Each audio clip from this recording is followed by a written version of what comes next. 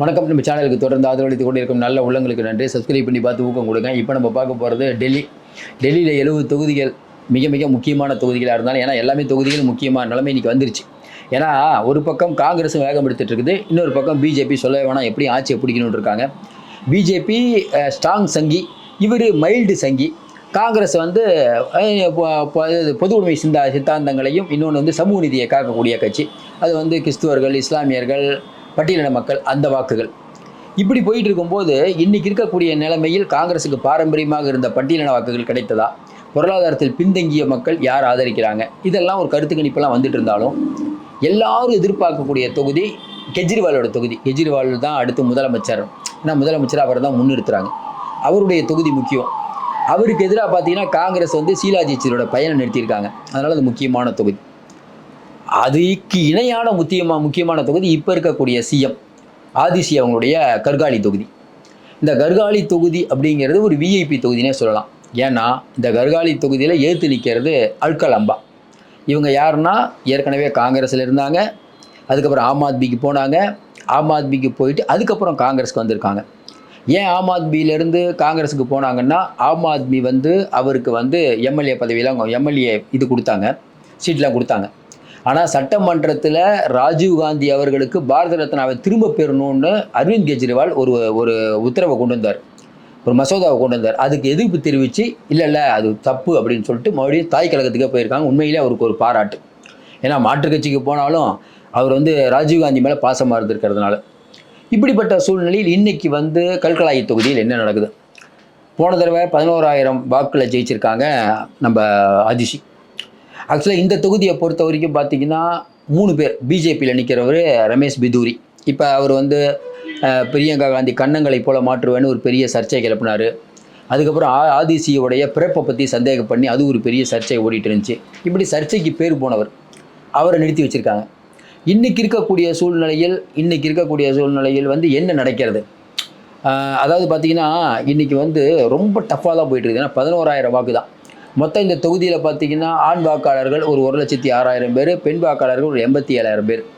மொத்தம் பார்த்தீங்கன்னா 1,94,000 பேர். 2 லட்சத்துக்குள்ளே தான் அடக்கம் தொகுதியே. சரி, இந்த தொகுதியில் வந்து அப்படி என்ன முக்கியமான விஷயம் நடக்க போகுது அப்படின்னு பார்த்தீங்கன்னா, ஆதிஷி அப்படிங்கிறவங்க ஜெயிச்சா கூட முதலமைச்சர் ஆக முடியாது. ஏன்னா முதலமைச்சர் கேண்டிடேட் அவங்க இல்லை. போன தடவை 11,000 ஓட்டில் ஜெயித்தாங்க. மொத்தம் பார்த்தீங்கன்னா இந்த ஏரியாவில் 7 தடவை எலெக்ஷன் நடந்துருக்குது. அதில் பார்த்தீங்கன்னா 3 தடவை காங்கிரஸ் ஜெயிச்சிருக்குது, 2 தடவை ஆம் ஆத்மி ஜெயிச்சிருக்குது, 1 தடவை பிஜேபி ஜெயிச்சிருக்குது, இன்னொரு தடவை சிரோன்மணி அகாலிதளம் ஜெயிச்சிருக்குது. இதுதான் அந்த தொகுதியோடைய நிலவரம். காங்கிரஸ் 3 தடவை ஜெயிச்ச தொகுதி, 2 தடவை ஆம் ஆத்மி ஜெயிச்சிருக்குது, 1 தடவை தான் பிஜேபி ஜெயிச்சிருக்குது. அந்த பிஜேபி ஜெயிச்சது கூட பார்த்தீங்கன்னா மோடி அவர்கள் உச்சத்தில் இருந்தார்ல, அப்போ தான் ஜெயிச்சது. அதுக்கப்புறம் ஜெயிக்கல. இல்லை என்னன்னாங்க, இந்த தொகுதியை பொறுத்த வரைக்கும் பணக்கார தொகுதியை ஏழை தொகுதினா, பணக்காரர்கள் பெரிய பணக்காரர்கள் இருக்கிறது இங்கே தான், ரொம்ப ரொம்ப சாமானிய மக்கள் இருக்கிறதுங்க தான். பார்த்தீங்கன்னா ஒரு பக்கம் பார்த்தீங்கன்னா வளர்ச்சி, இன்னொரு பக்கம் ரொம்ப ரொம்ப மோசமாகுது. சிஎம் உடைய தொகுதி இன்றைக்கி இப்படி இருக்கான்னா, அதான் எந்த கட்சி ஆட்சிக்கு வந்தாலும் ஏழைகளுடைய பாடு திண்டாட்டங்கிறது தான் அங்கேயே நிரூபிக்குது. ஊழலுக்கு எதிரான கட்சி, நாங்கள் ஊழலை ஒழிக்க வந்து விட்டோம், மாற்றத்தை உருவாக்குகிறோம் அப்படின்னு கெஜ்ரிவால் வரும்போது டெல்லி மக்கள் பரவாயில்லப்பா நமக்கு ஒரு ஆள் வந்துட்டாருப்பான்னு பார்த்தாங்க. போக தான் தெரியுது அவர் பாதி சங்கி ஆகிட்டாருன்னு. அதையும் தாண்டி ஊழலுக்கு எதிரான கட்சிங்கிறாங்க, அவங்க கட்சியிலே ஊழல். இப்போ ஒரு காரணமும் இல்லாமல் கெஜ்ரிவாலை உள்ளே வைக்க முடியுமா சொல்லுங்கள்? இன்றைக்கி இருக்கக்கூடிய சூழ்நிலை.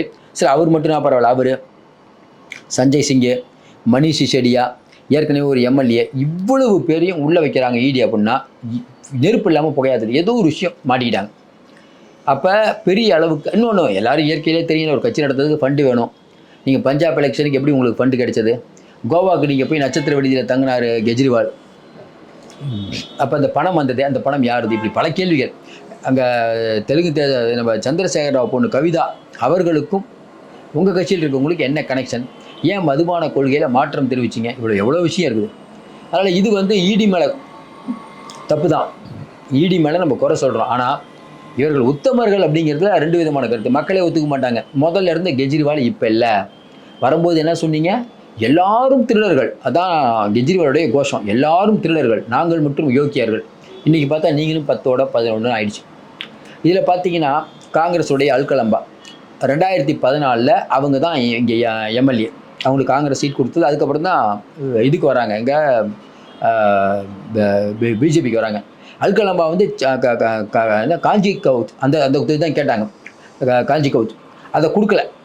ராகுல் காந்தி வந்து இல்லைங்க இங்கே நில்லுங்க அப்படின்னு இருக்காங்க. வலிமையான வேட்பாளர் தான், டஃப் கொடுப்பாங்க, அதில் மாற்று கருத்து இல்லை.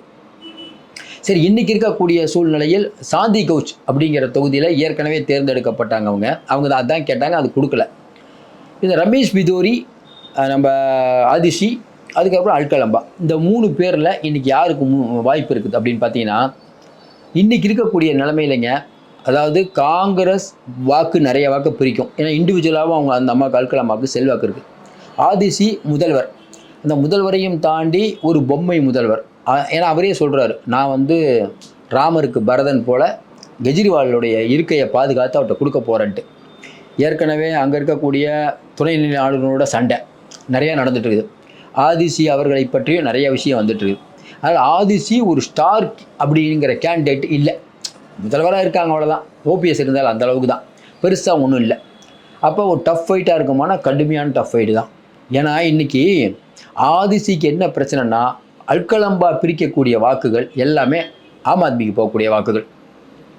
ஏற்கனவே சொன்ன மாதிரி இஸ்லாமியர்களுக்கு நான் முக்கியத்துவம் கொடுக்க மாட்டேங்கிறத வெளிப்படையாக நிறைய இடத்துல சொல்லிட்டாரு கெஜ்ரிவால். அவர் ரொம்ப தெளிவாக இருக்காருங்க. இஸ்லாமியர்கள், கிறிஸ்துவர்கள் நமக்கு தான் ஓட்டு போடுவாங்க, ஏன்னா பிஜேபிக்கு ஓட்டு போட மாட்டாங்க. ஏன்னா நம்ம வந்து முஸ்லீம்களை அடிக்கலை, அதை தாண்டி எல்லாம் பண்ணுறோம், சாஃப்ட் இந்துத்துவா எல்லாம் பண்ணுறோம். பிஜேபி அடிக்குது, அப்போ நம்மளை ஆதரிப்பாங்க. காங்கிரஸ் ஜெயிக்காதுங்கிறதுனால காங்கிரஸுக்கு அவங்க ஓட்டு போட மாட்டாங்கன்னு நினைக்கிறார். இஸ்லாமியர்கள் நினைக்கிறாங்க பிஜேபி வரக்கூடாது, அப்போ வந்து நம்ம வந்து காங்கிரஸுக்கு ஓட்டு போட்டால் வேஸ்ட்டாக போயிடும், அப்போ கெஜ்ரிவாலுக்கே போடுவோம். அதுதான் போன தடவை எடுத்தாங்க. ஆனால் இன்றைக்கி நிலவரம் என்னென்னா, இஸ்லாமியத்தில் இருக்கக்கூடிய அந்த குருமார்களுக்கு நீங்கள் பணம் கொடுக்கல, ஆனால் கோயிலில் இருக்கக்கூடிய பூசாரிகளுக்கு 18,000 ரூபா கொடுக்குறீங்க. குருத்வாரா அங்கே இருக்கக்கூடியவர்களுக்கு கொடுக்குறீங்க, ஏன்னா அது பஞ்சாபில் நீங்கள் ஆட்சியில் இருக்கீங்க, கொடுக்குறீங்க, அவங்களுக்கு 18,000 ரூபா. ஒரு அரசு எல்லாருக்குமான அரசு, அதனால் இஸ்லாமியர்களுக்கு மட்டும் அந்த காசு கொடுக்காம மற்றவங்களுக்குலாம் கொடுக்குறீங்க. அப்போ இஸ்லாமிய வாக்குகள் தேவையில்லைன்னு நினைக்கிறீங்க. ஏன்னா இஸ்லாமிய மக்கள் அவ்வளோ கால்குலேட்டாக வாக்களிப்பாங்க நம்ம நினைக்கல. போன தேர்தலில் வாக்களித்தாங்க கெஜ்ரிவாலுக்கு, கரெக்ட். போன தேர்தலில் சூப்பரான வெற்றி. ஏன்? காங்கிரஸிடம் இருந்த பட்டியலின வாக்குகள் கெஜ்ரிவாலுக்கு கிடைச்சிது. இன்றைக்கி என்ன நிலவரம் தெரியுமா? பட்டியலின வாக்குகள் ராகுல் காந்தி அழகாக அந்த பாயிண்ட்டை பிடிச்சிட்டாரு. அமித்ஷா பேசுந்து பட்டியலின மக்கள் 12 தொகுதி இருக்காங்க. ராகுல் காந்தி ஏதாவது பண்ணிங்கன்னா நாங்கள் வருவோம், நைட்டில் அவர் வீட்டுக்கு பாதுகாப்பு இருங்கன்னு லெவலுக்கு சொல்லிட்டாங்க.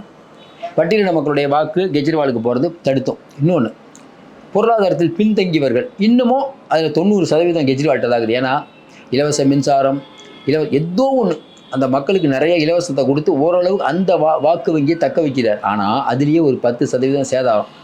ஏன்னா கெஜ்ரிவால் முன்ன மாதிரி இல்லை அப்படிங்கிற, முதல்ல மாதிரிலாம் இல்லைங்க, அவர் ரொம்ப யோக்கியெல்லாம் இல்லைங்கிற விஷயம் வந்துருச்சு. அதனால் குட்டு வெளிப்பட்டு விட்டது. டஃப்பில் தான் இருக்காங்க. அதனால் வந்து அந்த அளவுக்கு சீக்கிரம் வந்து ஆதிஷி ஜெயிச்சிருவாங்க நம்மளால சொல்ல முடியாது. டஃப்பான தொகுதி தான். மீண்டும் சந்திப்போம். நன்றி, வணக்கம்.